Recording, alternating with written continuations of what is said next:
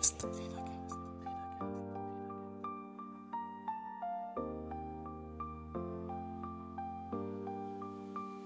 Encore une fois, pour attirer du client dans n'importe quel type de business, c'est de communiquer, de la partie marketing, de se faire voir, de se faire savoir. C'est à partir du moment où tu décides, tu passes à l'action. Et si un simple déclic pouvait changer toute votre vie? Bienvenue sur RenaCast, le podcast qui explore ce moment clé où tout bascule, où l'envie de créer prend le dessus sur la peur de l'inconnu. Ici, des entrepreneurs, des audacieux, des visionnaires partagent avec vous leur histoire, leurs doutes, leurs succès, et surtout, ce qui les a poussés à tout quitter pour entreprendre. Une idée qui vous trotte en tête, un projet que vous n'osez pas lancer, chaque épisode est là pour vous inspirer et peut-être déclencher votre propre déclic. Abonnez-vous dès maintenant sur votre application de podcast préférée et embarquez avec nous dans l'aventure. Adrien Tozzo est photographe professionnel, mais avant d'immortaliser l'instant, il a eu 1001 vies. Aujourd'hui, il nous raconte des histoires humaines à travers la photographie outdoor, corporate et culinaire. Bonjour Adrien et bienvenue dans ton épisode de RenaCast. Hello Nicolas, merci pour l'accueil. Eh bien, au plaisir. Je suis très content de t'avoir avec nous parce que ton parcours, il est... je te l'ai déjà dit au fil de nos rencontres, il est hyper inspirant, hyper motivant en tout cas. Il va, je l'espère, fortement influencer celles et ceux qui nous écoutent et qui ont envie de changer de vie. Parce que toi, tu l'as pas fait une fois, pas deux, pas trois, enfin bref, elle ne se compte plus, mais tu l'as fait tellement de fois. Et pas toujours à ton compte, mais au final, tu es aujourd'hui ton propre chef, ton propre patron. Et c'est vers là où on va aller dans cet épisode de RenaCast. Mais avant d'aller plus loin, Adrien, si tu le souhaites, est-ce que tu peux te présenter à tous ceux qui ne te connaissent pas encore?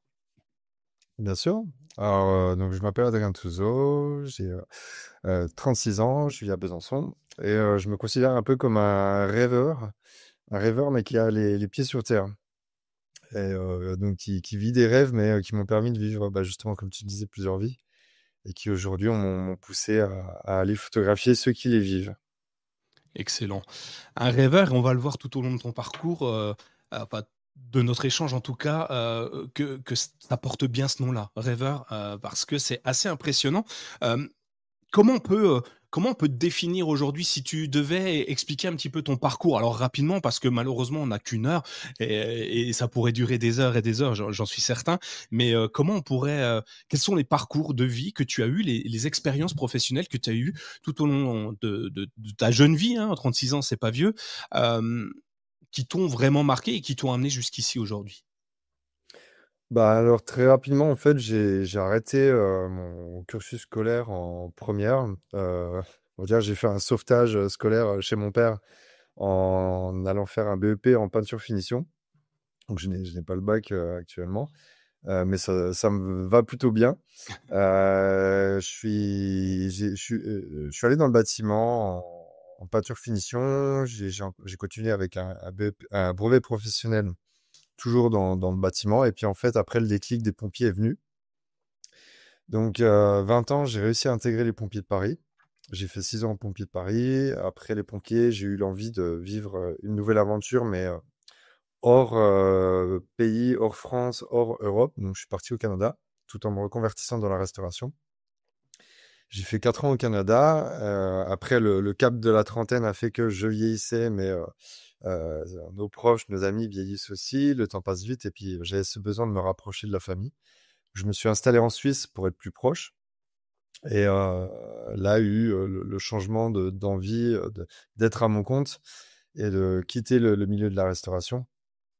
Et c'est là où j'ai mis le pas dans la rédaction web, qui me permettait de toucher un petit peu le rêve de nomade digital, juste avoir un ordi, une connexion internet pour pouvoir travailler et gagner moi-même ma vie.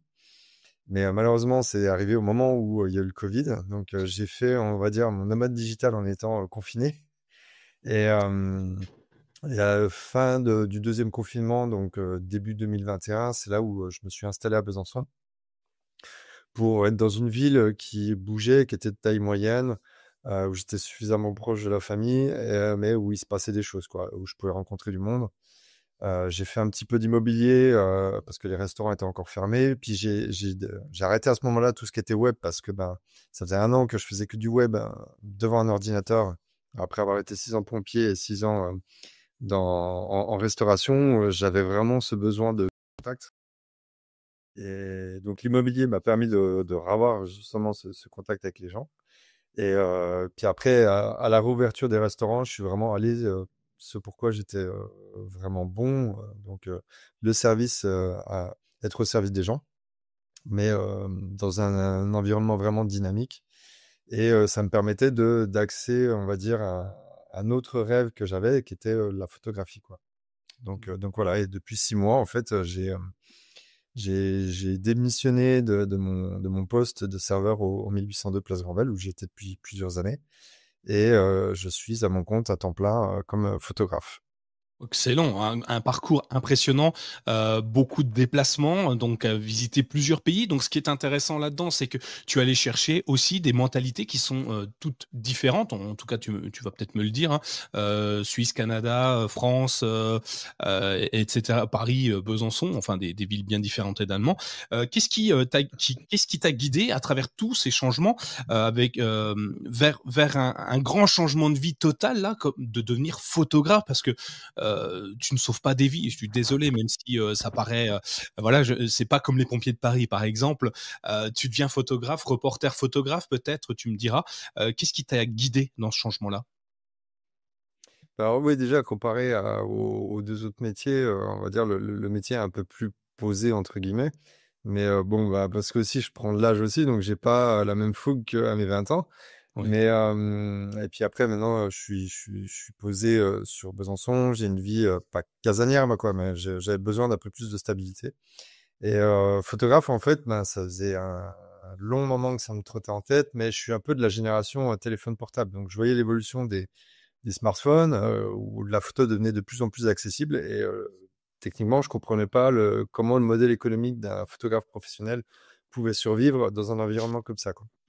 Bon, je regardais ça un petit peu comme un vieux rêve, et puis comme en voyant des photographes vraiment professionnels qui étaient dans un autre niveau, quoi. Donc c'était vraiment un rêve pour moi qui était un peu inaccessible, quoi. Et le déclic, le premier déclic, ça a été vraiment quand j'étais au Pompier de Paris. J'ai un de mes collègues qui, lui, était vraiment passionné aussi de photo, mais qui bidouillait, quoi. Il touchait un petit peu et qui a réussi à intégrer le service com de la BSPP.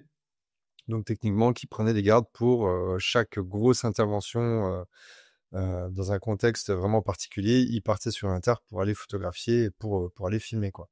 oui. Et là, ça a été vraiment le premier déclic, la première frustration, me disant: «Ah, tu vois, franchement, si tu avais vraiment enclenché le truc, tu aurais pu vivre des choses hors du commun, quoi». Alors, je vivais déjà en quelque sorte, parce que j'étais au Pompier de Paris, c'était un rêve qui était pour moi à l'époque un peu inaccessible aussi. Mais c'était un peu la première frustration. Puis après, il y a eu le Canada où forcément, tu as des paysages de dingue, tu vis des aventures assez folles. Il y a eu le Népal aussi, il y a eu différents voyages où je me disais, si j'avais mis un pied quand même dans la photo, j'aurais pu prendre une avance en photographiant des scènes assez dingues un petit peu partout dans le monde, quoi. Donc, et en fait, du coup, c'est vraiment là, ces dernières années où, bah, post-Covid, en fait, ou pendant le Covid, où je me suis décidé à acheter mon premier appareil photo et puis apprendre le b.a-ba, quoi, le triangle d'exposition, et m'y mettre, quoi. D'accord, donc tu t'y mets, mais tu es encore salarié à ce moment-là? Tu fais tes premières épreuves, tes premiers tests, en tant qu'amateur, en photographiant, paysages, personnes, animaux, je ne sais pas, et tu apprends les bases de la photographie tout seul? Ouais, en fait, les débuts, c'est assez simple, hein. C'est vraiment connaître le b.a-ba, c'est ce qu'on appelle le triangle d'exposition. Donc, ça, pour comprendre le triangle d'exposition, c'est peut-être 1 ou 2 journées de formation. Et après, c'est vraiment pratiquer, pratiquer, pratiquer et se faire son œil. Donc, c'était faire, bah, comme beaucoup font, commencer avec de la photo de rue, se balader dans le centre-ville et puis s'exercer avec. Il y a des livres qui vont t'apprendre avec des défis. tu vas avoir 52 défis créatifs tout au long de l'année. Après, il y a les associations, comme sur Besançon, il y avait Grain Pixel, qui est super parce que une fois par mois, tu vas avoir un thème bien particulier. Et le mois d'après, tu reviens avec 3 ou 4 photos de ce thème-là. Et il y a une lecture d'images. Et là, tu vois en fait la vision de chacun qui peut être vraiment différente. Et ça te permet de travailler ton œil et ta vision. Et c'est ça le plus important, au-delà de l'aspect technique. Voilà, donc là, tu commences à t'armer avec des outils, des connaissances, mais t'es toujours salarié, c'est toujours pas à ton compte. Quel est le moment, le déclic qui fait que tu te dis, ça y est, je vais claquer la porte de mon poste actuel et je vais me lancer à mon compte? Est-ce qu'il y a eu un événement particulier qui t'a amené à repenser ta vie? Ouais, alors en fait, pour la petite histoire, déjà, ce qu'il faut comprendre, c'est que j'avais pris la décision de prendre mon temps, de me dire, je veux pas me lancer dans la photo pour vivre de la photo et faire un petit peu de tout, faire du mariage, faire de l'entreprise, faire du culinaire ou l'idée, c'était de me dire, ou du reportage famille, voilà, c'était de me dire, je prends le temps de voir ce qui me plaît. Et ça, en fait, j'ai suivi beaucoup de conseils de photographes professionnels qui m'ont vraiment aidé. Et franchement, si j'en suis là aujourd'hui, c'est vraiment grâce à eux, parce qu'ils m'ont vraiment apporté les conseils nécessaires pour aller dans la bonne direction. Et donc, du coup, j'ai pris du recul. Je me suis dit, OK, tu es dans une bonne situation avec ton salaire, avec ton poste de chef de rang au 1802. Je me faisais plaisir. Et donc, du coup, j'ai investi dans du matériel et je me suis formé via donc, des formations en ligne, via des connaissances et aussi via mes propres projets personnels. Donc, du coup, il y avait 2 gros projets avant que je me lance. C'était la rénovation du 1802. Donc, le restaurant où je travaillais a complètement été refait. Et je me suis dit, il faut absolument qu'on immortalise avant que tout soit cassé, quoi. Parce que c'est un endroit où il y a toujours eu des métiers de bouche à cet endroit-là. Et on n'avait pas de souvenirs, tu vois, l'époque du Sipsi, quand c'était une discothèque, la brasserie Cellar, il y a pas beaucoup de photos, de témoignages visuels de cet endroit-là. Et je me suis dit, il faut absolument qu'on se souvienne de cette période de 2002 à 2022.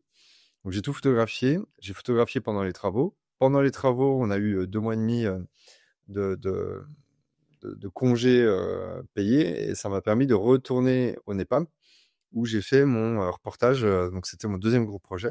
J'ai fait un reportage sur un ami népalais avec qui j'avais déjà fait 2 treks dans les années précédentes, qui m'a dit, si tu reviens une troisième fois, je t'invite chez moi dans la vallée de l'Everest, où on va à la rencontre vraiment de ma famille, de mes amis, les cousins.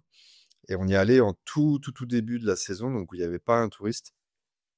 Et ça m'a permis de ramener un reportage qui m'a permis de faire une exposition. Donc j'avais vraiment ces 2 gros projets-là, l'exposition sur le Népal et le livre du 1802. Donc c'est un livre photo qui est en ce moment disponible au 1802, qui retrace tout le avant, pendant, après les travaux du 1802. Et après, à la fin de ces 2 projets-là, donc on était il y a pile un an en fait, je suis en mode, voilà, dès que j'ai fini quelque chose, je me fais vite chier et il faut que je passe à autre chose, quoi. Et donc là, en fait, c'était de me dire, ben, pourquoi pas te lancer vraiment à temps plein, mais surtout, c'était de retourner au Népal pour aller photographier notre ami Sanghé Sherpa, qui est notre Népalais bisontin, qui est très connu dans le milieu du trail et qui faisait l'inauguration de son dispensaire en octobre l'année dernière. Donc, on va dire 6 mois après mon exposition. Et là, je me suis dit, en fait, il faut absolument que j'aille là-bas pour documenter ça.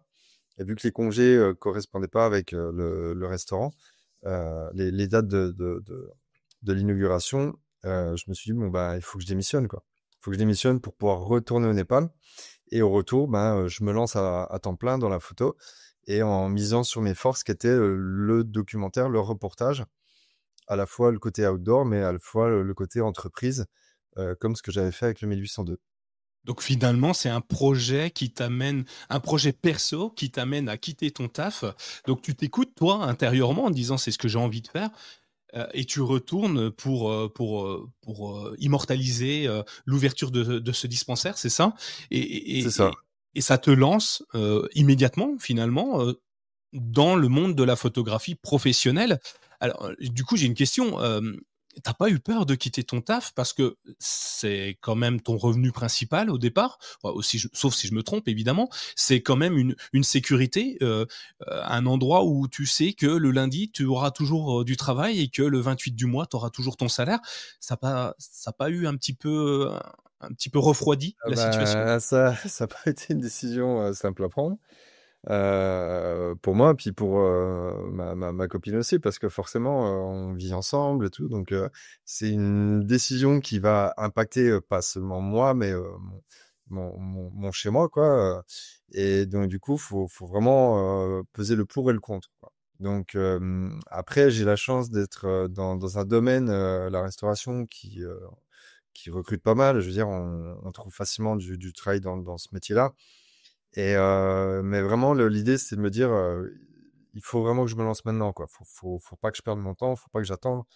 Et puis, tu vois, là, on n'a pas encore d'enfants, donc la prise de risque, on va dire, elle était minimale dans ce sens-là, tu vois. Quand tu es jeune papa, que tu as deux enfants en bas âge, là, la décision, je pense qu'elle est encore plus dure à prendre. Ouais, Donc l'idée, effectivement. c'était de me dire, je le fais maintenant, avant que ça soit encore plus dur. Puis aussi, bah, parce que quand tu prends l'âge aussi, ben, tu vois, te lancer à ton compte, sans être au chômage, sans avoir de, de possibilité d'échec, en fait, t'as pas le droit à l'échec, quoi. Donc, et ça demande beaucoup d'énergie. Et mieux vaut le faire quand t'es jeune, quoi. Parce que passer 40 ans ou passer 50 ans, quand tu fais quelque chose comme ça, c'est pas la même chose, quoi, je pense. Ouais, c'est un bon conseil que tu donnes finalement, c'est, profitez-en pendant qu'il y a pas de charge sur vos épaules finalement. Tu sors de l'école ou pas, hein, même, comme toi, tu finis pas ton cursus scolaire parce que ça ne t'intéresse pas et il y a pas de problème avec ça. Lance-toi, écoute-toi finalement, écoute ce que ton fort intérieur, lance-toi dans un projet qui te passionne et fais-en ton métier et puis si ça marche pas, ben, c'est pas grave, tu auras le temps après, d'y arriver ou de rebondir sur une autre profession, un autre métier, une autre passion, qui sait. Mais quand la passion devient un métier, c'est intéressant. Je sais pas. Aujourd'hui, tu kiffes ta vie de photographe? Ah oui, oui, oui, totalement. Mais après, donc justement, ce qu'il faut faire attention, c'est que vivre de la photo, c'est pas faire que de la photo, quoi. Et Ah c'est justement, ouais. vraiment gérer une entreprise, et ça, faut vraiment en être conscient. Et ben, c'est peut-être que 30-40% du temps à faire de la photo. Le reste, c'est de la gestion client, faire des devis propres, clairs, que ton contrat soit bien ficelé, que tu saches gérer ta comptabilité, savoir où tu en es financièrement. Est-ce qu'au niveau de la prospection, tu es bon dans tes méthodes? Est-ce que ta communication est suffisamment impactante pour justement attirer les bonnes personnes? Donc c'est tout ça. Et tu vois, là, justement, dernièrement, février-mars, ça a été une période vraiment assez calme. Pendant 2 mois, tu fais pas de photos et tu fais que de la prospection. Tu fais de la communication, tu fais du démarchage, tu vas à des soirées réseautage, et là, tu fais pas ton métier de photographe, quoi. Mais ça fait partie du métier de photographe, parce que bah, il y a toute cette partie là qui est inclus dans ce métier. Ouais, donc photographe, c'est pas que faire de la photo, c'est aussi de la logistique, c'est aussi de la comptabilité, c'est aussi plein de choses comme ça. D'ailleurs, hem, toi, tu as donc 3 casquettes dans le monde de la photo finalement, outdoor, corporate et culinaire, si je me trompe. Si tu me dis s'il y en a d'autres, hein, ça m'étonnerait pas du tout de toi d'ailleurs.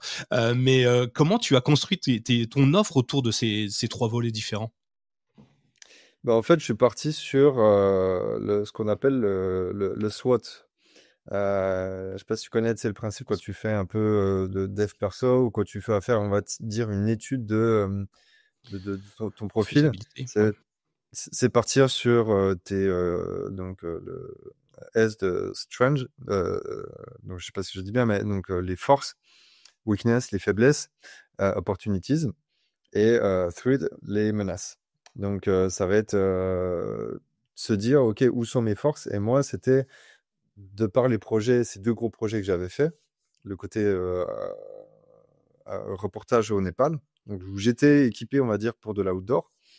Il y a ce côté aussi culinaire, donc où j'ai fait 10 ans dans la restauration. Et du coup, ben, c'était de me dire, il faut que je mise là-dessus, quoi. Étant donné que j'ai cette filière dans la restauration, je sais comment fonctionne un restaurant. quand je vais faire un reportage culinaire, je sais qu'il faut pas faire perdre de temps à l'équipe, que ça soit sur la mise en place ou les choses comme ça. Donc c'est vraiment, m'initier dans toute cette, mise en place pour déranger le moins possible. Sauf dans des cas où là, on va vraiment faire des photos de plats où il faut faire comprendre, bah, au chef, et à l'équipe que là, on bloque un temps pour, ces mises en place-là. Mais donc du coup, c'était vraiment, miser là-dessus, quoi. Et après, c'est miser aussi sur les forces, ben, du coin géographique. Tu vois, par exemple, moi, je voulais, absolument, miser sur l'outdoor. Vivre à 100% de l'outdoor en étant sur Besançon, faut être conscient que c'est pas facile parce que tu es dans une région où c'est beaucoup de l'association, sur tout ce qui est sport, sur tout ce qui est cet environnement-là. Si tu veux vraiment vivre, faut bouger sur Annecy ou faut bouger sur Chamonix, tu vois. Ouais. Donc, en fait, c'est des choix à faire. Si je voulais vraiment vivre absolument de l'outdoor, ça demande des concessions à faire. Donc, du coup, je mise sur ben, la région qui est la partie industrie, l'entreprise. Tu vois, il y a un fort potentiel sur les industries dans la région. On est une région qui travaille avec des entreprises comme la NASA ou les choses comme ça, parce qu'on a des entreprises qui sont très ancrées dans les nanotechnologies ou ces choses-là. Donc c'est pour ça que moi, mon but, c'était de me dire, je vais faire de la photo, du reportage d'entreprise. Par rapport à ce Ok. que j'avais fait avec le 1802, ça collait complètement, quoi. D'accord. Donc du coup, tu analyses tous les points essentiels pour structurer ton offre et du coup, tu crées trois casquettes différentes. Euh, je me dis, quand on photographe, là, tu m'as parlé finalement de la cuisine, par exemple. Tu photographes pas pour le cuisinier. Tu fais pas la photo de son plat pour lui. Tu l'as fait pour ses clients. Donc, qu'est-ce qui est important parce que est-ce que ça va vraiment représenter le plat ou est-ce que ça doit représenter l'image qu'on se fait du plat, par exemple? Ça, justement, c'est vraiment une autre chose à prendre en compte quand tu te lances à ton compte dans la photo. Déjà, tu ne fais plus des photos pour toi, mais tu fais des photos pour tes clients. Et après, c'est aller au-delà de cette réflexion-là. C'est de se dire que les photos doivent plaire à tes clients, mais il faut qu'elles soient efficaces pour attirer les clients de tes clients. Donc, c'est pour ça qu'il faut vraiment avoir toute cette partie. Enfin, moi, j'accorde une grosse importance sur la partie briefing avec mon client pour vraiment comprendre son besoin en communication et de dire: «OK, ben, on va partir sur telle orientation dans le reportage» et donc du coup, les photos que toi, tu vas peut-être apprécier faire, il faut savoir que, il faut axer un angle qui va pas forcément correspondre à toi, à tes goûts. Tu vas avoir ton style, tu vas avoir ta patte, mais le but, c'est que la photo soit efficace pour la communication de ton client. Ok. Et du coup, tu as une méthode aujourd'hui pour structurer tes projets de photos, puisque tu vois, tu as l'outdoor culinaire et encore plein d'autres. Comment tu le structures? Donc, tu fais un briefing déjà, et Ouais. puis ensuite, comment tu l'élabores? Bah, c'est vraiment un rendez-vous qui va être posé, avant la session de shooting et donc du coup, c'est, comprendre l'entreprise, comment elle fonctionne, quelle va être, sa clientèle cible et puis, justement, c'est d'axer, par exemple, si je prends l'exemple d'un restaurant, un restaurant, tu vois, tu as plusieurs possibilités d'axes. Tu vas faire soit, les plats, tu vas faire soit, la salle, l'environnement, tu vas soit faire, les gestes, que ça soit en cuisine, la façon de cuisiner, la façon de travailler, le sommelier, l'ouverture de la bouteille, tu vas faire le personnel et tu vas faire, les événements type, ben, Saint-Valentin ou, là, dernièrement, il y a eu Pâques ou, Noël ou par exemple les fermetures avec les vacances et tout. Donc du coup, c'est de se dire: «OK, on va choisir tel axe» et bah, par exemple, un des clients, pour, lequel j'ai travaillé il y a pas longtemps m'a dit: «Bah, moi, je voudrais axer sur la partie livraison» et donc du coup, tu es là en mode: «OK, d'accord, mais il y a pas forcément, des choses à raconter». En fait, si lui, il voulait vraiment mettre en avant les prestataires qui lui livraient toutes les matières premières, heu, parce qu'il travaillait vraiment avec des produits nobles, de qualité et pour lui, c'était vraiment important de montrer à son audience, via ses réseaux sociaux: «Voilà, vous êtes fidèles à notre établissement, mais le succès, fait part aussi des livreurs». Donc du coup, on a bien axé ça là-dessus et pendant 1 heure, en fait, ben, c'était un jeudi matin, c'est leur jour de livraison. Je photographiais, chacun des livreurs qui arrivaient et tout pour vraiment documenter, quoi Et franchement, le patron était vraiment satisfait de ça, quoi. Et donc, en fait, c'est à chaque fois original de se dire, tu pars sur un projet où tu es un peu sceptique. Et puis, en fait, au final, quand tu es impliqué dans le truc, tu comprends, tu te mets dans la place de l'entreprise et tu comprends tout ça. Et après, ça te permet de mieux t'immerger et de mieux photographier. Du coup, j'ai plein de questions qui se bousculent dans ma tête là.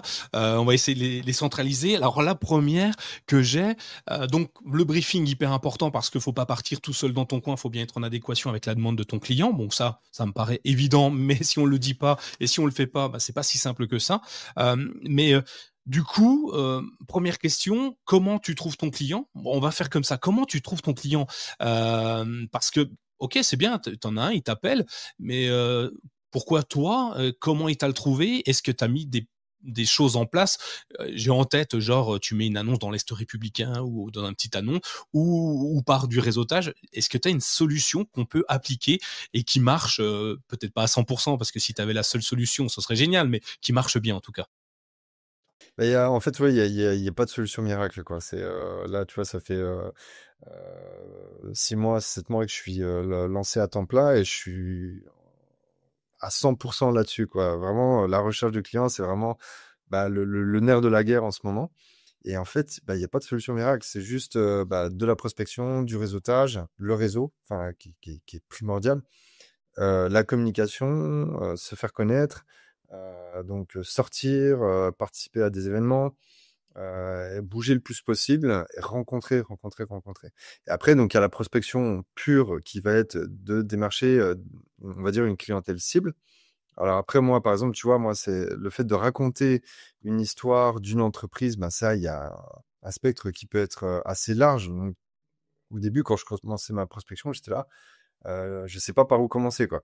Donc, ben, l'idée, c'est de partir sur une cible. Donc, ce que j'ai fait, c'est que j'ai contacté les autres entreprises qui ont les mêmes clients que moi, mais qui ne sont pas mes concurrents. Donc, par exemple, ça va être les agences événementielles, les agences de communication, qui vont travailler avec des entreprises qui ont besoin de communiquer, mais qui ne font pas de photos, qui vont utiliser mes photos pour construire le site internet, pour construire la communication de l'entreprise. Donc, du coup, je me suis dit, je vais déjà commencer à partir par ça. Et c'est ce qui a marché pour mon cas, avec quelques agences qui m'ont fait travailler au début. Et après, il y a eu bah, via les contacts, via le réseau, trouver des clients en pitchant directement ce que je faisais. Et surtout en s'intéressant aux autres, quoi. C'est vraiment s'intéresser aux personnes, que ça soit dans des salons, que ça soit dans des soirées réseautage, vraiment s'intéresser à leur activité, comprendre ce qu'ils font. Est-ce qu'il y a des problématiques en ce moment? Et puis, est-ce que ces problématiques sont liées à de la communication? Et puis, bah, forcément, quand tu touches la corde de la communication, bah, il y a forcément la photo. Ouais. Donc, du coup, tu places tes services à ce moment-là, quoi.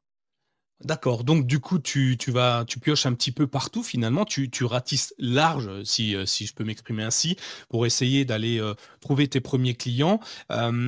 Du coup, tu as ton compte depuis, plusieurs mois maintenant. Est-ce qu'on peut vivre de la photographie? Et du coup, deuxième question sous-jacente, comment on facture un comment on facture, un événement avec toi finalement, puisque ça peut être une séance photo, ça peut être un reportage, ça peut être un livre, ça peut être tellement de choses. Est-ce que tu as un barème type que tu appliques ou il est en fonction de l'activité et comment justement on justifie le tarif? Ouais, alors le juste prix, en fait, en plus dans la photo, il y a vraiment de tout en termes de tarifs. Donc, la première chose à savoir, en fait, c'est combien toi tu as besoin pour vivre concrètement.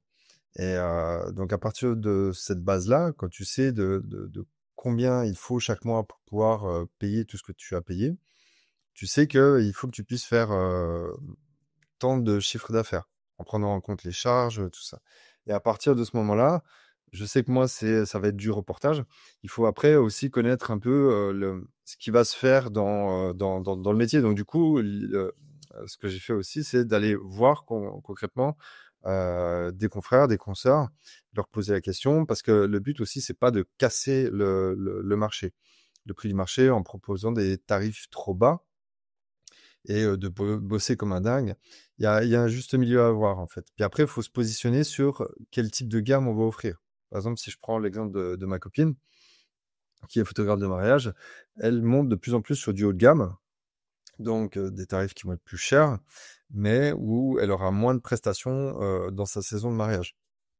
Après, c'est un choix en fait de train de vie, c'est un choix de comment est-ce que tu veux travailler, est-ce que tu veux faire des petites prestats pas chères, mais du coup enchaîner les expériences, et ou est-ce que tu préfères au bout d'un certain temps faire du haut de gamme et faire moins de prestations avec on va dire un confort de vie parce que tu veux plus de temps pour t'occuper de ta famille, tout ça. Donc c'est toutes ces questions-là, c'est vraiment propre à chacun, quoi. Et après, moi, me concernant sur mes tarifications, c'est vraiment en fonction du projet. Ok. Tu as déjà eu, alors tu n'es pas obligé de répondre à la question, mais tu as déjà eu des refus à cause du tarif ou le tarif n'a jamais été un frein au fait de travailler avec toi? Non, j'ai pas eu de refus plus que ça. Là, c'est, on va dire, les refus que j'ai eus, c'est en fonction de la météo surtout. Ouais, ça. Donc c'est, on va dire, plus du décalage ou de choses, de ce genre de choses-là. Après, j'ai eu un shooting qui n'a pas eu lieu via une agence parce que l'agence n'a pas eu le contrat. Ok. Donc après, voilà, c'est ne pas hésiter aussi à demander sur des tarifs. Ben, qu'est-ce qui gêne? Est-ce que c'est en fonction de la prestation ou après, si je me suis adapté sur un événement où c'était le tout premier événement qui avait lieu, et donc du coup, tu es dans, on va dire, dans une situation où c'est un peu le mystère pour la personne qui va créer l'événement et toi. Donc il y a une sorte de test à avoir. Donc on va dire, je suis OK pour faire un compromis dans des situations comme ça, quoi. Je suis ouvert à la discussion, quoi. OK, bon top. Du coup, ce qui est bien, c'est qu'en plus, tu as quelqu'un à qui parler de la photographie à la maison le soir, donc ça, je sais pas si vous le faites, mais c'est plutôt intéressant. Du coup, quel statut, parce que tu gagnes de l'argent, ça devient professionnel, est-ce qu'il y a un statut particulier pour les photographes? Et parce qu'on sait qu'en France, il y a 1 milliard de statuts d'entreprises différents. Toi, tu conseillerais lequel pour commencer ou pour progresser dans la photographie en statut d'entreprise? Au micro, au micro-entreprise. C'est le plus simple, et il y a pas forcément besoin de passer par le statut de société, sauf forcément, si à un moment donné tu évolues, et peut-être pouvoir après pour investir, de plus en plus dans du matériel, heu, haut de gamme parce que c'est ta société qui va acheter le matériel. Sûr. Hem et mais généralement, tu vois, la plupart du temps, ce qui se passe, c'est que tu vas acheter du matériel. Enfin, moi, personnellement, c'est ce qui c'est produit, c'est que j'ai, acheté moi-même mon matériel pour mes projets personnels, et donc du coup, j'avais déjà ma micro-entreprise, mais qui était, on va dire, un peu en dormance. Comme ça, quand j'avais des petites prestats qui tombaient, je faisais les choses dans les règles de l'art, et pas me mettre la profession à dos non plus. Et mais donc du coup, c'est généralement il y a pas forcément besoin de passer par tout de suite le statut d'une société ou de choses comme ça. La micro-entreprise va très bien pour commencer, quoi. OK. Donc du coup, très simple au niveau de la paperasse administrative en tout cas, plus simple. Tu parles de matériel. Alors, j'ai encore des vieilles réflexions quand je vais, les mariages, des séminaires, des choses comme ça, où le photographe, on a l'impression que pour se donner bonne conscience, pour montrer son professionnalisme, il lui faut un appareil de plusieurs mètres de long, histoire de dire: «Moi, j'ai un gros appareil, donc je suis meilleur que vous». Est-ce que ça coûte cher d'avoir un gros appareil pour être meilleur que les autres ou est-ce que ça n'a aucun rapport et c'est juste pour montrer que c'est le photographe de la soirée ou de l'événement? Ouais, alors ça, c'est surtout ma copine ou les photographes de mariage qui ont cette situation-là avec tonton René qui a le dernier appareil photo, dernier cri avec le téléobjectif. Mais généralement, c'est l'appareil photo, en fait, il faut savoir quelle utilité il va avoir. Donc c'est pour ça que quelqu'un qui va commencer la photo, la première question que la personne va poser, c'est qu'est-ce que tu me conseilles comme appareil photo? Faut aller au plus simple. Donc moi justement, c'est un ami, Maxime Dubois, que je salue, qui m'a tout de suite conseillé en me disant, écoute, voilà, si tu veux partir sur de la photo, quelque chose de bien, Il y a Sony, donc c'est des hybrides. Tu as les réflexes, les boîtiers réflexes qui, on va dire, sont un peu des gros tanks, quoi. Et l'hybride, ça va être beaucoup plus compact. Et c'est vraiment tout en électronique. Et donc, du coup, plus compact, plus d'espace dans le sac. Et moi, étant donné que je voulais aller sur le côté outdoor, c'était vraiment ce qu'il me fallait. Et donc, tout ça pour dire, en fait, si tu commences, vaut mieux investir dans un vieux réflexe qui, sur le marché de la seconde main, sur le bon coin, t'en trouves pour vraiment pas cher. Et commencer avec un objectif 50 mm, qui est un peu l'objectif à tout faire. Et en fait, c'est se faire la main avec, pour apprendre justement ce triangle d'exposition, comprendre comment fonctionne un boîtier. Et après, c'est de se dire, qu'est-ce qui me plaît? Qu'est-ce que je veux faire? Par exemple, tu vois, t'as des boîtiers maintenant qui ont des performances qui sont juste impressionnantes. Si tu vas pas faire de l'animalier avec, pour aller figer vraiment le mouvement d'un oiseau euh, ou par exemple de patinage artistique ou de choses comme ça, qui sont dans des situations de lumière difficiles et où il faut figer un mouvement.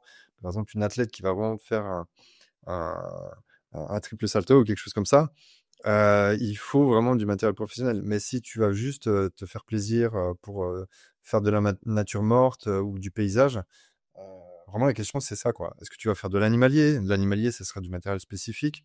Est-ce que tu vas faire du sport? Le sport sera du matériel spécifique. Le mariage, le culinaire. Donc voilà. Donc ton conseil finalement, c'est de commencer par un petit produit pour se faire la main, que tu trouves en occasion sur le bon coin avec un objectif 50 mm, donc qui est à peu près, si je résume bien, bon à tout, qui est le passe-partout. Et puis ensuite, tu vas te spécialiser et donc spécialiser ton matériel finalement. Euh, du coup, j'ai une question. Est-ce qu'il faut se spécialiser dans la photo ou il faut toucher à tout pour avoir plein de clients? C'est une question de choix, quoi. Après, si tu veux vraiment monter en gamme, je- ma façon de penser par rapport à ça, c'est oui, il faut se spécialiser. Tu peux pas te dire je vais être le plus grand reporter dans le domaine de l'industrie et faire à côté de la photo animalière et faire du culinaire et faire, tu vois, ou par exemple, les plus grands photographes de mariage ne sont axés que sur du mariage. Parce que ça demande un investissement tel, une expérience telle que tu vas pouvoir gérer vraiment des gros événements avec des clients qui ont une exigence qui va être vraiment forte et où tu vas devoir travailler ton œil pour avoir vraiment un sens artistique, une vraie composition et une vraie orientation dans ton reportage, quoi. Ok, Donc, plus on va vouloir viser du très haut de gamme, plus ça va exiger une spécialisation. Donc d'accord. après, c'est une question de choix. Est-ce que tu veux justement faire un petit peu de tout, faire le photographe qui va à la fois faire de l'entreprise, mais aussi de la photo de famille, de la photo de naissance, de la photo d'événementiel, de choses comme ça? Ou est-ce que tu préfères être une référence dans un domaine particulier? Après, rien ne t'oblige à faire d'autres projets qui te plaisent, mais en termes de communication, c'est idéalement, c'est de rester axé sur un domaine en particulier. Moi, par exemple, j'axe uniquement que sur le milieu professionnel. C'est vraiment ma spécialité. D'accord. Ok, donc tu t'es équipé de matériel en adéquat à ce type d'activité-là. Du coup, tu vas échanger avec des humains, comme tu le dis, des personnes, des entrepreneurs. D'ailleurs, je fouille un petit peu sur les réseaux hein, pour vous connaître, pour te connaître. Tu décris ta démarche comme rencontrer, photographier, raconter une histoire. Quelle est la place que tu donnes à la rencontre justement dans ton travail? Bah, en fait, la photo, c'est l'excuse pour aller rencontrer. Tu vois, en fait, ce qui me porte moi vraiment, c'est d'être au service des gens. Donc, c'est d'être à la rencontre des gens et de pouvoir être à leur service. Donc, c'est pour ça que le métier de pompier me convenait parfaitement. Après, la restauration, j'étais vraiment en plein dedans. Et donc, du coup, la photo, il y a des photographes qui vont faire ça parce qu'il y a un côté un peu solitaire ou il y a un côté où on est derrière son boîtier, on va pas parler avec les gens et on photographie l'événement sans qu'il y ait de communication.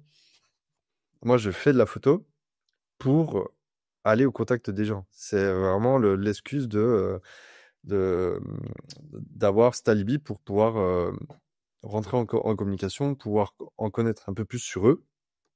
Et c'est ce qui va permettre de briser la glace aussi et de pouvoir mieux se faire accepter. Si je prends par exemple le travail de Chloé, on parlait du très haut de gamme en photo de mariage. Euh, Tu es obligé de faire une différence et faire la différence dans ce domaine-là, ça va être de faire un gros travail de, de, de, de communication avec la famille pour pouvoir se faire accepter.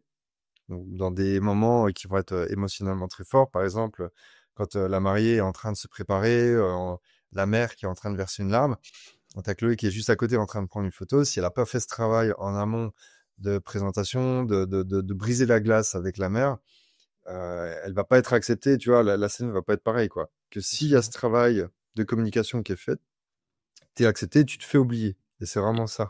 Et comment du coup tu fais pour obtenir ou créer la confiance avec tes clients? Justement en photographe de mariage, il faut se faire adopter finalement par les proches, par l'entourage pour être, le plus proche de l'émotion.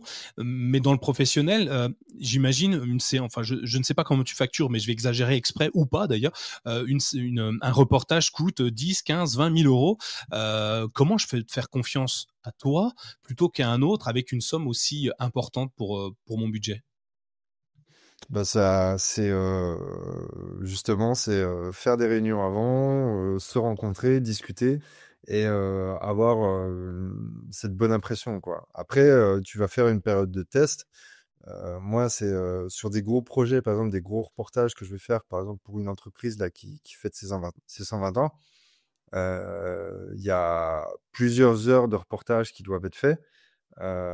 Dès la première heure, ou avant même d'attaquer le reportage, je vais avoir l'occasion de photographier. Je montre, je fais goûter, tu vois. Je fais goûter mon expérience, je fais tester, je fais approuver pour vraiment montrer patte blanche. Et OK. après, au fur et à mesure du temps, bah, c'est les témoignages de tes autres clients, la réputation que tu te fais via l'accumulation des prestations que tu vas faire. Mais il y a, dans tous les cas, c'est vraiment la communication, quoi. D'accord, ouais, toujours échanger avec ton client, c'est toujours bien. Je t'entends, tu fais goûter, on a l'impression d'un artiste, d'un cuisinier, d'un pâtissier très haut de gamme. Je te vois avec une pince à épiler poser l'élément qui sublime, le mets. Tu te sens plus artiste ou artisan en tant que photographe? Je me sens, je dirais même, je rajouterais même une autre entité, c'est artiste, artisan et commercial. C'est les trois à la fois, quoi. Donc tu Donc, choisis pas, tu fais les 3. ah oui, oui, les trois. Il y a le côté artiste pour ben, ma patte, mon style, ma sensibilité, le côté émotionnel sur tel type de reportage. Artisan parce que ben, on va construire des prestations, euh, on va construire un reportage, construire une histoire sur si ça va être des gros reportages. Et le côté commercial, ben, justement, c'est comment est-ce qu'on fait notre facturation, comment on facture les services qu'on propose, est-ce qu'on négocie, est-ce que on, il y a- c'est vraiment ces trois entités-là, quoi. OK. Et du coup, en étant, photographe professionnel, tu nous l'expliques, tu commences par, faire des expositions. Est-ce que c'est important quand tu es dans ce métier-là? Parce que tu es un peu seul finalement avec toi-même, même si, tu photographies des gens, mais tu es tout seul derrière l'objectif enfin derrière l'objectif, oui, si c'est ça. Hem, L'humain, tu me dis que tu veux le mettre en avant, mais toi tu restes toujours derrière. Hem C'est pour ça que tu, fais des expositions, que tu crées des projets personnels pour, t'ouvrir encore un petit peu plus au monde et aller chercher encore plus la discussion, à travers ton exposition, par exemple. Heu, pourquoi aller chercher autre chose que le professionnel, en plus? Alors, l'exposition, justement, c'était avant de me lancer à temps plein. Donc, l'exposition en soi, c'était pour vraiment faire découvrir le Népal et faire découvrir ben, l'histoire de mon ami Chirag. Et après, donc, Sangué, il y aura un projet d'exposition aussi qui viendra plus tard. Mais il y a ce côté ben, faire découvrir, il y a aussi ce côté asseoir ton autorité via des projets comme ça où ben, c'est le public qui va validé ou pas en fonction de la popularité du projet. Donc, ça va être des défis en fait que tu te mets en place et c'est des projets qui permettent de sortir du cadre où c'est là où en fait, tu as carte blanche, tu vois. Comme je te disais, maintenant, quand je suis photographe professionnel, je vais faire des photos pour les clients de mes clients. Avec des projets comme ça, là, c'est moi qui me fais plaisir. Et là, c'est totalement mon style, ma patte, et c'est de quelle manière je raconte cette histoire-là, quoi. OK. Donc ça reste quand même quelque chose, d'important pour toi, pour continuer à progresser, à donner de toi, et Là, puis c'est les surtout expositions. la. Tu vois, tu me disais ce que c'est le côté un peu plus artiste ou artisan. Là, c'est totalement le côté artiste, quoi. OK. Et sur une exposition, qu'est-ce que tu as enfin, moi, je n'ai jamais exposé, mais qu'est-ce que tu attends sur une exposition, toi, personnellement? Bah, c'est de pouvoir raconter une histoire, quoi. C'est de partager un témoignage, de le faire connaître, euh, de faire voyager les gens aussi. Et, euh, et c'est vraiment ça. C'est une façon de s'exprimer qui est assez incroyable parce que tu vois, quand on m'a confié la galerie de l'Ancienne Poste, quand le Grain de Pixel m'a dit, écoute, voilà, on te confie la galerie de l'Ancienne Poste pour faire ton exposition. Là, tu te dis, mais j'ai carte blanche, je peux mettre une cinquantaine de tirages dans cette pièce-là et raconter ma propre histoire. Alors justement, après, c'est toute la difficulté parce que ce trek-là, je suis rentré avec 2500 photos. Déjà, pour la candidature, il fallait en choisir 5. Et après, ben, du coup, tu es limité à 50 images pour raconter 13 jours de trek. Et donc, du coup, c'est hyper passionnant parce que ça t'apprend à raconter un récit, raconter une histoire, et puis bah, être sûr que l'histoire va impacter le plus de monde, quoi. Et là, Tachid Alek Everest, l'exposition que j'ai fait l'année dernière, ça a été juste incroyable parce que tu vois les gens qui rentrent.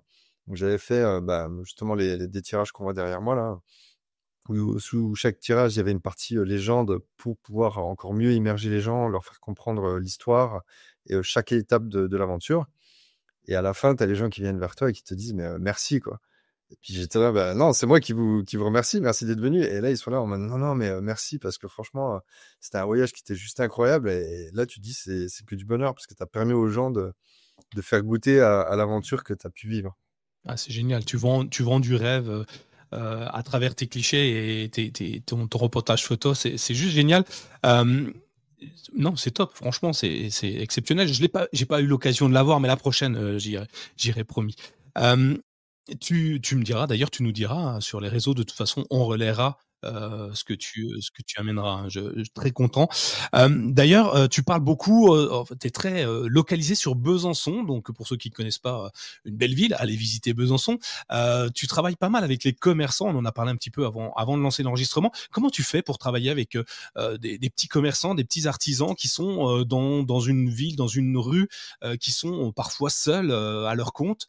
Est-ce qu'il y a une méthodologie particulière à avoir?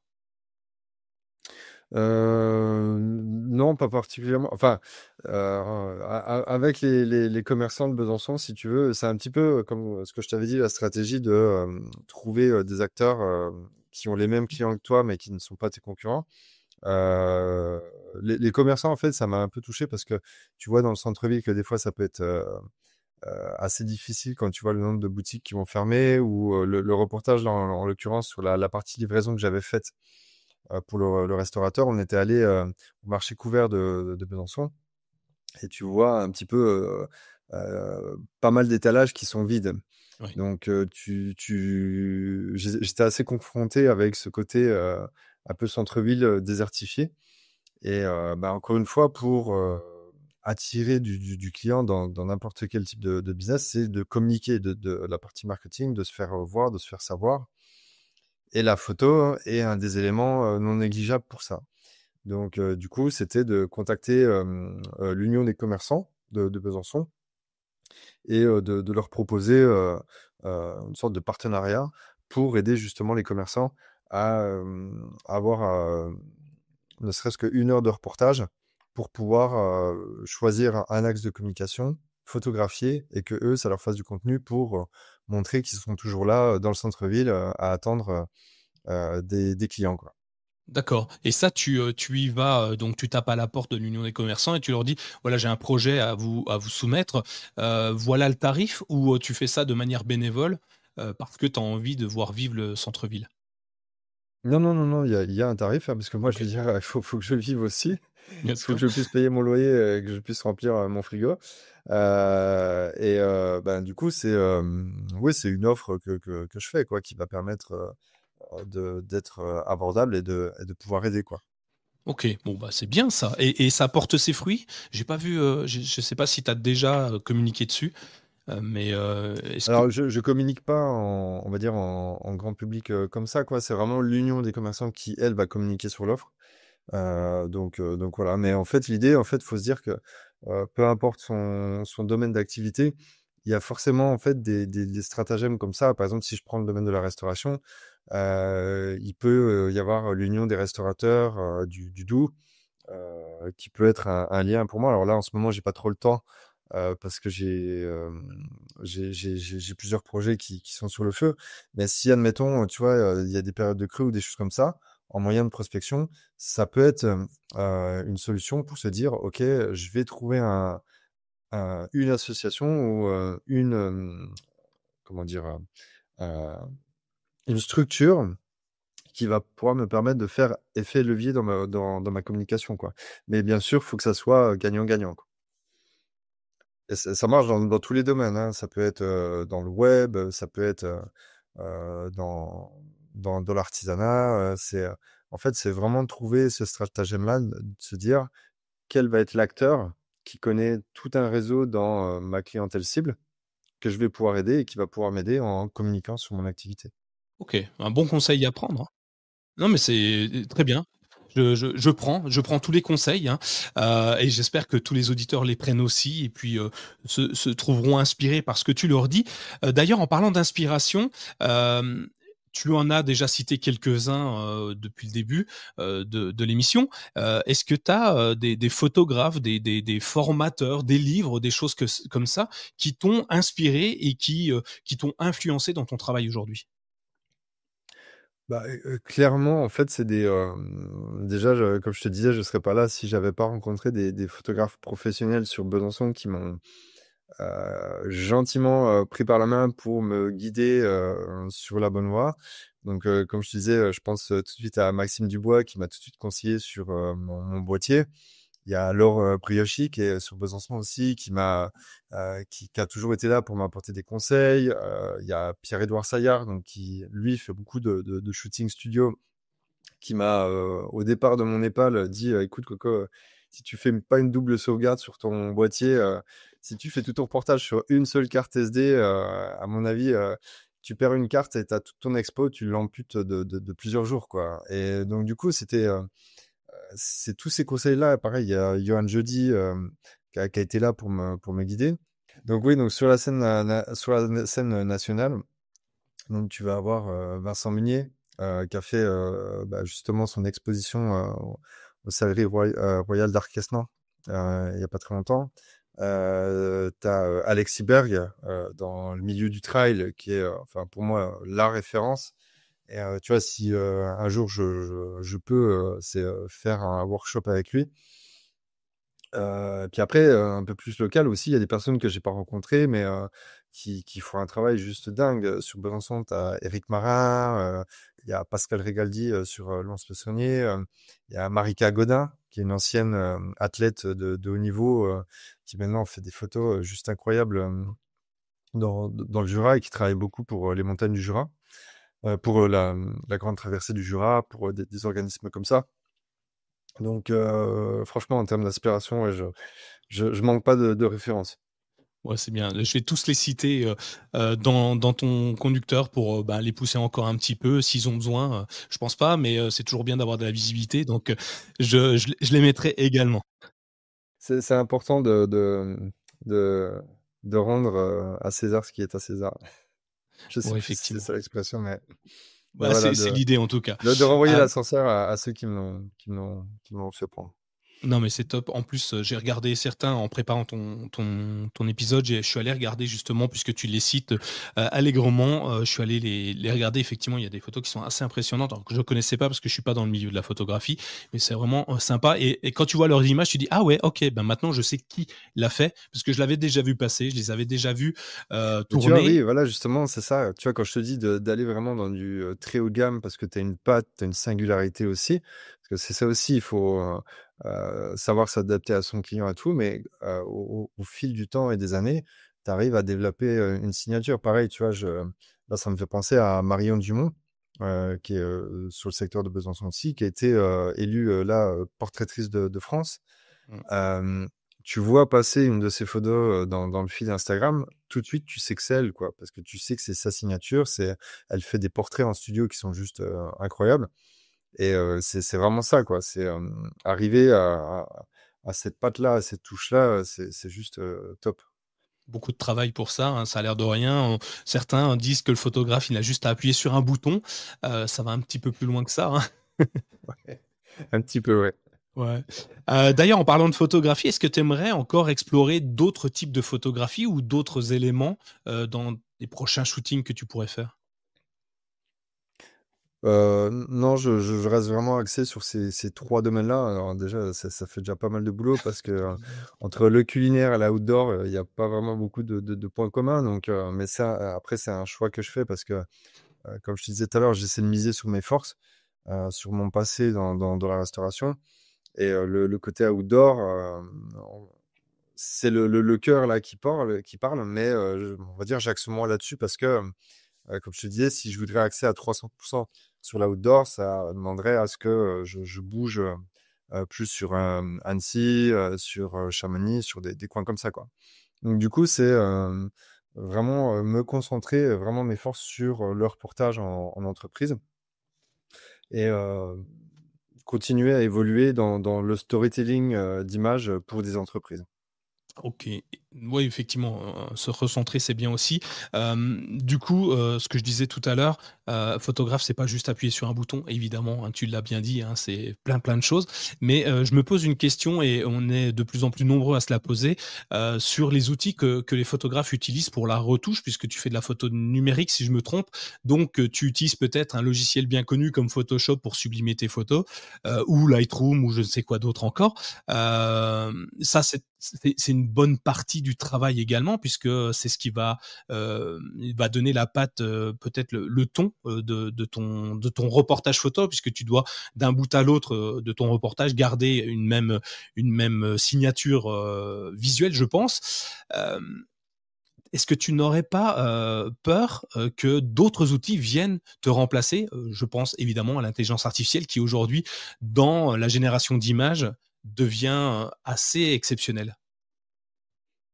Eh ben, étrangement, non. Enfin, moi, je suis plutôt, on va dire, enfin, c'est pas que je suis serein parce que forcément, l'IA va faire des progrès assez fous. Mais tu vois, j'avais ce passé dans la rédaction web. La rédaction web est clairement aussi impactée par ça. Et j'en discutais avec il n'y a pas plus tard que 3 jours avec un rédacteur web, justement, et Eddy, que je salue. Et du coup, en fait, l'idée, c'est de se dire, l'IA, en fait, les particuliers ou les amateurs vont la prendre en main pour l'utiliser, mais nous aussi, les professionnels, on la prend en main. Donc, tu vois, tu parlais de Lightroom. Lightroom inclut de l'IA maintenant dans ses nouvelles versions et on peut faire des choses mais vraiment dingues, quoi. Et donc, les particuliers ou les amateurs vont l'utiliser, mais nous aussi. Donc, du coup, on aura toujours une longueur d'avance. Alors, forcément, ça exige de se former, de sortir de sa zone de confort, de se mettre toujours à jour. Mais si je prends un exemple concret, par exemple, avec la photo culinaire, je sais pas si tu as vu maintenant, tu as des applications, tu vas prendre une sorte de viennoiserie ou tu vas prendre un plat en photo avec l'application et automatiquement, l'application va te générer une photo culinaire, mais de qualité, quoi, propre. Ouais. Bon, bah, concrètement, je pense pas que des établissements de renommée comme le Georges V ou le Bristol vont se dire oh ben tiens, on arrête de bosser avec le meilleur photographe culinaire de France. On va prendre une IA pour faire nos photos. Parce que déjà, tu auras forcément une différence, parce que l'IA va faire quelque chose de beau, mais n'importe qui peut voir la différence entre, tu vois, maintenant, une photo générée par l'IA à une vraie photo.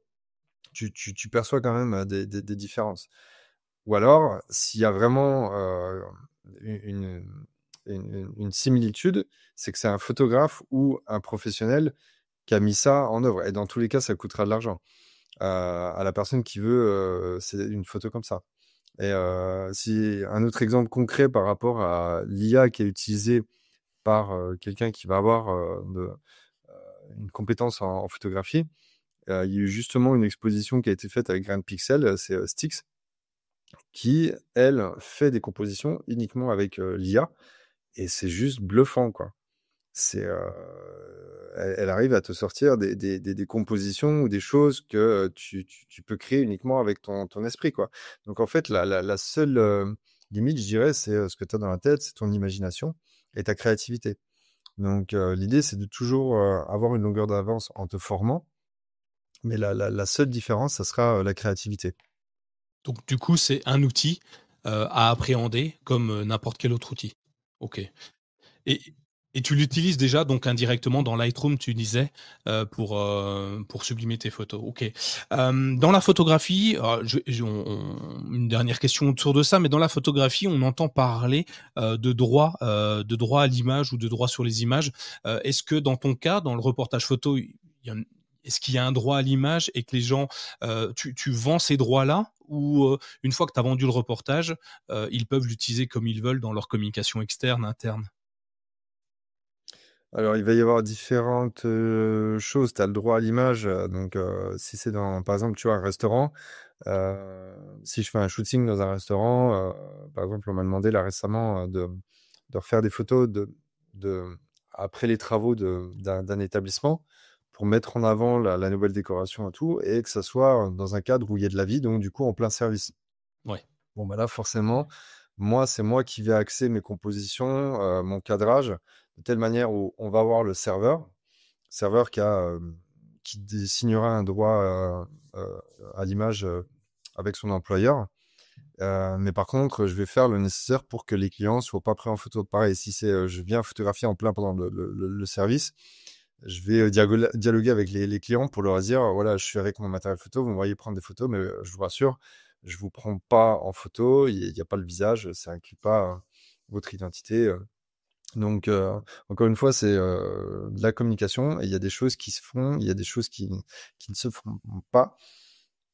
Et ben, ça reste de la formation, quoi. Faut se former, connaître les règles, et que ça soit, par exemple, tu vois, moi, je travaille toujours avec un contrat qui est fait. C'est un contrat qui est fait par un avocat pour me couvrir et couvrir aussi mes clients. Et donc ce contrat, le contrat, tu l'as fait, c'est le même à chaque fois, qui couvre toutes les clauses, potentielles? Ou à chaque nouveau contrat, tu génères un contrat via un avocat? Parce que j'imagine que ça a un coût. Ah non, c'est le même contrat qui va être adapté en fonction éventuelle du projet. Si c'est vraiment un très gros projet, tu vois, là, j'ai eu le cas avec une entreprise qui me fait travailler sur plusieurs agences. C'est le service juridique qui a lu mon contrat. Mais justement, moi, ça me rassure parce que déjà, mon contrat est lu. Et Bien. il y a eu il y a eu 2 petits retours pour 2 petites phrases, et ça permet de l'ajuster, quoi. Mais au moins, le contrat permet de me couvrir et de couvrir mon client. Et D'accord. c'est ce qui peut faire la différence avec, tu vois, en termes de prestations, on disait de qualité, si, tu as des photographes, que ce soit en mariage ou en corpo, où, il y aura pas de contrat, quoi. Donc, ma copine qui est fan de Julien Courbier, le nombre de fois où tu vois des affaires où les mariés ne récupèrent pas les photos du ou de la photographe, bah, c'est ce qu'il y avait un contrat à la base, quoi. Mmh. Donc, ça, c'est la première puce à se mettre à l'oreille, c'est est-ce qu'il y a un contrat? Est-ce qu'il y a des choses sérieuses qui sont mises en place en amont? OK. Important à regarder donc, autant pour le photographe de générer son contrat, autant pour les clients d'aller vérifier le contrat. OK, bonne je prends, si, Si tu devais donner un conseil à quelqu'un qui voulait changer de vie, comme toi tu l'as fait plein de fois, tu sais que c'est possible, quel serait le conseil pour passer d'un statut salarié à un statut d'entrepreneur? Eh ben, déjà, c'est de peser le pour et peser le contre. Et donc vraiment, voilà, faire le point sur qu'est-ce que ça va engendrer, euh, voir les conséquences de la décision. Et puis après, c'est de décider. Vraiment le pouvoir de la décision, quoi. C'est à partir du moment où tu décides, tu passes à l'action et de mettre les choses en place, quoi. OK. Et tu conseilles des outils en particulier ou des solutions pour se lancer dans la photographie? En plus du capteur photo d'occasion, hein, Alors, en termes de formation, justement, moi, j'utilise la plateforme Ampara, en para. qui me sert encore aujourd'hui c'est une plateforme où tu as plusieurs formations dans plusieurs domaines particuliers. Ça peut être la photo immobilière, ça peut être justement le mariage, ça peut être le culinaire. Donc, il y a une pléthore de thèmes différents. Après, il y a plein d'autres formations en ligne sur Internet. C'est pour ça maintenant, pour se lancer, t'as pas forcément besoin de passer par un BEP en photographie. C'est vraiment se former avec sa propre patte, son propre style. Et puis après, surtout, comprendre qu'est-ce qu'on veut faire dans la photo, quoi. OK, top.